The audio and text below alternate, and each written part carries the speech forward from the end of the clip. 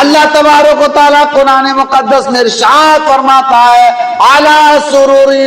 موضونہ، جڑاؤ تختوں پر ہوں گے، متکئین علیہا متقابلین، اللہ ارشاد فرماتا ہے ان پر تکیہ لگائے ہوئے آمنے سامنے۔ جنت میں تکیہ بھی ملے گا لگانے، جنت میں جڑاؤ تختے ہوں گے۔ یہاں سے اللہ تعالیٰ کی بارگاہ کے مقرب بندوں کا مزید حال بیان کیا جا رہا ہے کہ وہ جنت میں ایسے تختوں پر ہوں گے جن میں لال یاقوت اور موتی وغیرہ جواہرات جڑے ہوں گے، اور وہ ان تختوں پر عیش و نشاط کے ساتھ تکیہ لگائے ہوئے ایک دوسرے کے آمنے سامنے موجود ہوں گے، اور ایک دوسرے کو دیکھ کر مسرور اور دل شاد ہوں گے، ان کا دل خوش ہو جائے گا،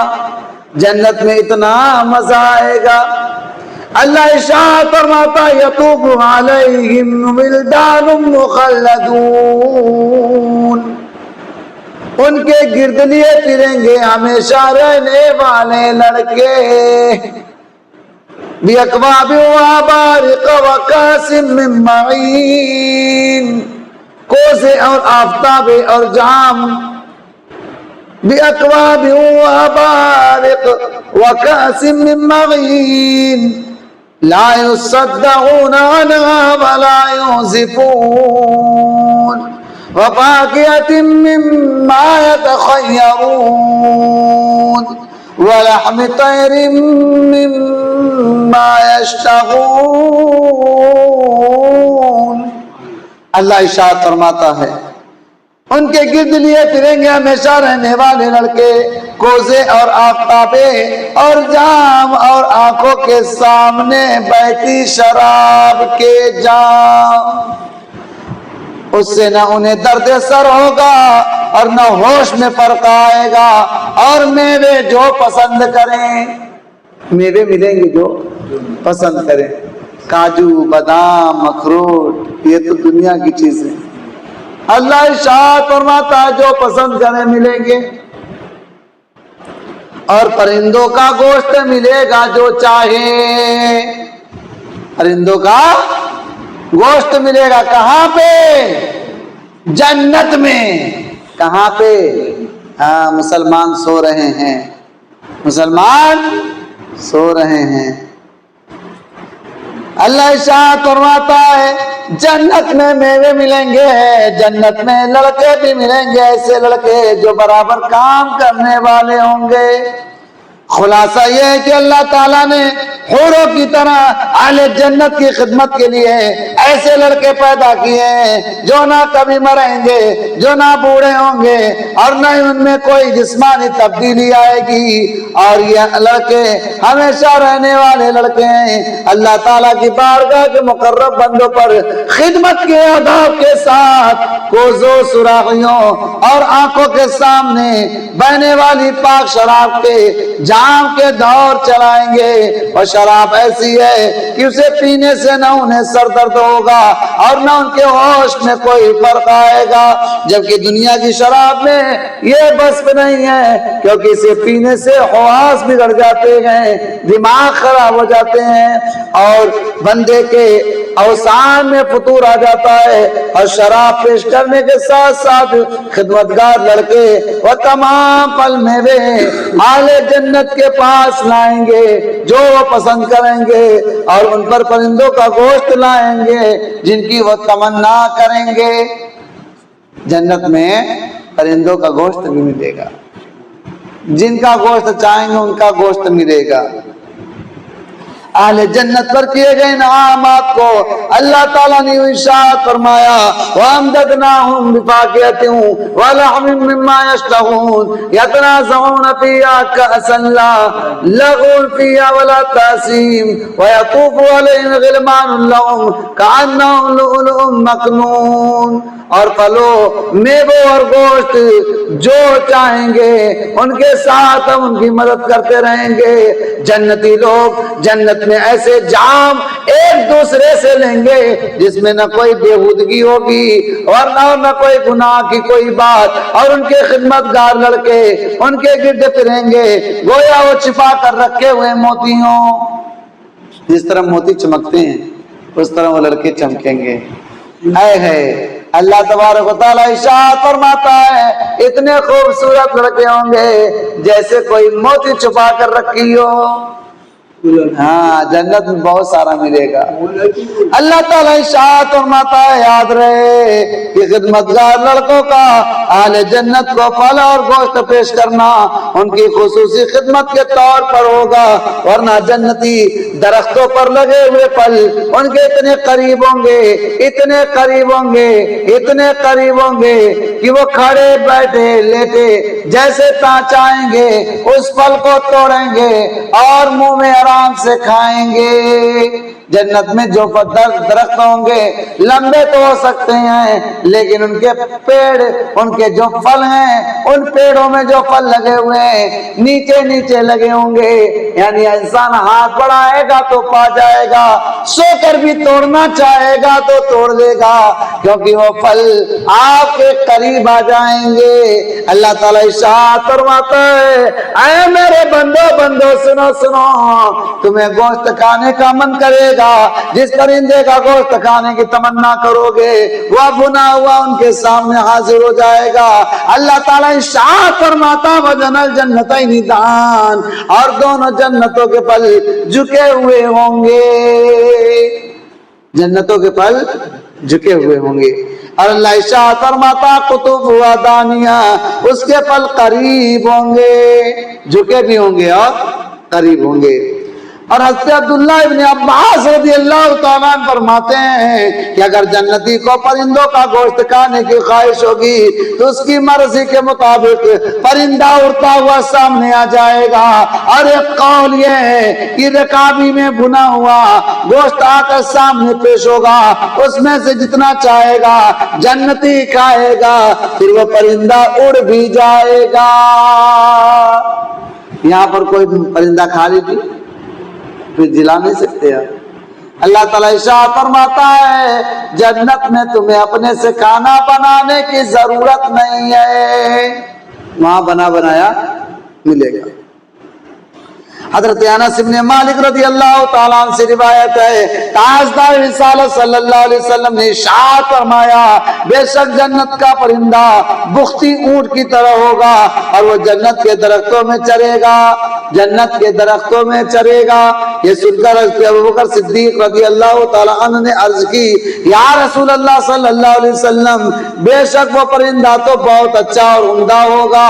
آپ صلی اللہ علیہ وسلم نے ارشاد فرمایا اسے کھانے والا اس سے زیادہ عمدہ اور اعلیٰ ہوگا، جو اسے کھائے گا وہ زیادہ عمدہ ہوگا، اور میں یہ امید رکھتا ہوں کہ تم بھی اسے کھاؤ گے۔ نبی کریم صلی اللہ علیہ وسلم اپنے پیارے صحابی حضرت ابوبکر صدیق سے کہہ رہے ہیں کہ آپ بھی کھاؤ گے، ہمیں امید ہے۔ حضرت عبداللہ ابن مسعود رضی اللہ تعالیٰ عنہ سے روایت ہے نبی کریم صلی اللہ علیہ وسلم نے ارشاد فرمایا بے شک تم جنت میں اڑتے ہوئے پرندوں کو دیکھو اور تمہارے دل میں اسے کھانے کی خواہش پیدا ہو تو وہ اسی وقت بنا ہوا اور تمہارے سامنے پیش ہو جائے گا، تمہارے سامنے پیش ہو جائے گا۔ حضرت میمونہ رضی اللہ تعالیٰ عنہ سے روایت ہے رسول اللہ صلی اللہ علیہ وسلم نے ارشاد فرمایا بے شک جنت میں جب کوئی آدمی پرندے کا گوشت کھانے کی خواہش کرے گا تو بختی اونٹ کی طرح وہ پرندہ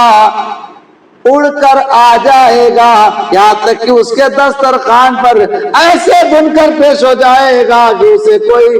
دھواں لگا ہوا ہوگا اور نہ ہی کسی آگ نے اسے چھوا ہوگا۔ یہاں پر تو مرغا بھونتے ہیں تو اس میں دھواں لگ جاتا ہے، عجیب سی فیلنگ آتی ہے۔ اللہ تعالیٰ ارشاد فرماتا ہے میرے بندو سنو سنو، جنت میں جب تم آؤ گے تو گوشت روٹی کھاؤ گے، گوشت روٹی کیا ملے گا؟ گوشت ملے گا، روٹی ملے گی، حور رہیں گے، حور ملیں گے۔ اللہ تعالیٰ ارشاد فرماتا ہے پھر وہ پرندہ اڑ جائے گا، نبی کریم صلی اللہ علیہ وسلم ارشاد فرماتے ہیں جو بندہ نماز فجر پڑھتا ہے تو حور جنت سے جھانک جھانک کر کہتی ہے تو میرے لیے میں تیرے لیے ہوں، تو میرے لیے میں تیرے لیے ہوں، تو میرے لیے میں تیرے لیے ہوں۔ اگر نماز فجر پڑھتے رہیں گے اے چچا تو اللہ تبارک و تعالیٰ حوروں سے نوازے گا۔ کس سے نوازے گا؟ حوروں سے۔ آپ کی بیوی اگر اچھی ہوں گی، صحیح سے آپ کو مان رہی ہوں گی تو اللہ تعالیٰ انہیں کو حور بنا دے گا۔ بولو نا سبحان اللہ۔ وحور عین کامثال اللؤلؤ المکنون جزاء بما كانوا يعملون، اور بڑی آنکھ والیاں حوریں ملیں گی۔ اتنی بڑی آنکھ والی، اچھی اچھی آنکھ والی۔ اللہ فرماتا ہے جیسے چھپے رکھے ہوئے موتی، اتنی خوبصورت جیسے چھپے رکھے ہوئے موتی۔ صلہ ان کے اعمال کا، یعنی ان بندوں نے اچھا کام کیا تو ان کے لیے میں اچھی حور دے رہا ہوں۔ اس آیت اور اس کے بعد والی آیت کا خلاصہ یہ ہے کہ اللہ تعالیٰ کی بارگاہ کے مقرب اہل جنت کی خدمت کے لیے بڑی آنکھ والی خوبصورت حوریں ہوں گی، اور وہ حور ایسی ہوں گی جیسے موتی صدف میں چھپا ہوا ہوتا ہے۔ صدف جانتے ہیں؟ سیپ، سیپ سے موتی نکلی، موتی سے نگینہ نکلا، عطر سے بڑھ کے محمد کا پسینہ نکلا۔ اور میں نبی سے اتنا کرتا رہا محبت، جب کسی نے چیرا دل تو اس میں سے مدینہ نکلا، اس میں سے مدینہ نکلا۔ اے ہے بڑی آنکھ والی خوبصورت حوریں ہوں گی، اور وہ حوریں ایسی ہوں گی جیسے موتی صدف میں چھپا ہوا ہوتا ہے کہ نہ تو اسے کسی کے ہاتھ میں چھوا ہے، نہ دھوپ نے چھوا ہے، اور نہ ہوا لگی ہے، اور اس وجہ سے وہ تنہائی انتہائی صاف اور شفاف ہوتی ہے۔ نہا دو کہ ایک دم بڑھیا زبردست۔ اسی طرح وہ حوریں اچھوتی ہوں گی، کسی نے ان کو چھوا نہیں ہوگا۔ یہ بھی مرضی ہے کہ حوروں کے تبسم سے، حوروں کے مسکراہٹ سے جنت میں نور چمکے گا، جنت میں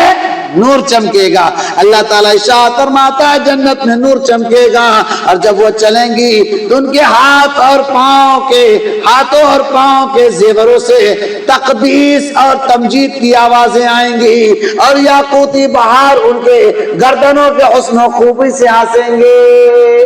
ان کے ہار کیسے ہوں گے چچا؟ ان کے ہار یاقوت ہوں گے اور وہ چمکیں گے۔ اللہ ارشاد فرماتا ہے جزاء بما كانوا يعملون،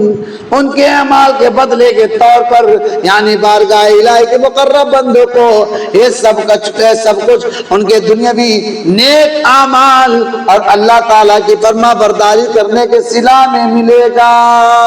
لا يسمعون فيها لغوا ولا تأثيما